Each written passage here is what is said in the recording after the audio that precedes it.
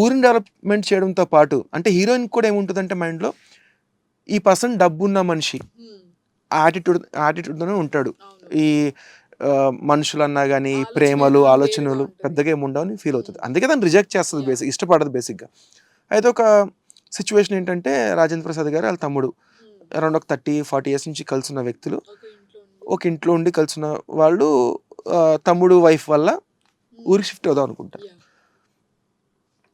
పల్లెటూరులో నిజంగానే మనం సిటీస్లో అయితే ఒకళ్ళనో అలవాటు అయిపోయింది. పల్లెటూరులో అన్న తమ్ముళ్ళు లేదా పేరెంట్స్తో కలిసి అలవాటు కాబట్టి ప్రతి ఇంట్లో ఒక 10 ఫ్యామిలీస్లో ఒక 8 ఫ్యామిలీస్ ఇవి ఫేస్ చేసే ఉంటారు. ఇంట్లో ఒకడు స్టేట్స్కి వెళ్ళడం కానీ వేరే చోటుకి వెళ్ళిపోవడం కానీ జరిగినప్పుడు ఓకే చెప్పేస్తారు, ఇంకేం చేయాలి. అదే ఇక్కడ కూడా జరుగుతుంది. సరే తమ్ముడు నువ్వు ఎక్కడైనా హ్యాపీగా ఉండాలన్నప్పుడు బాధపడుతున్నప్పుడు హీరో ఇంట్రడక్షన్ వచ్చి ఇన్ని సంవత్సరాలు కలిసి ఉన్నారు, ఇలాగ వదిలేస్తే ఇంకొక 60 సంవత్సరాలు కలిసి ఉంటారు, ఇట్లానే వాళ్ళని అలాగే ఉండనిద్దాం, ఆడు చేయడం ఎందుకు అని చెప్పేసి హీరో అంటాడు.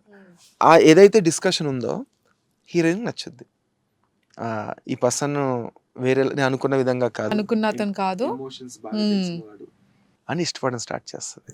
అండ్ ఆ పర్టికులర్ సీన్ ఏదైతే ఉందో మనం డిస్కస్ చేసిందో అక్కడ వచ్చే ప్రతి డైలాగ్ కూడా పర్సనల్ గా మనకు టచ్ అవుతుంది ఎమోషనల్ గా, ఎస్పెషల్లీ బ్రదర్స్ కి.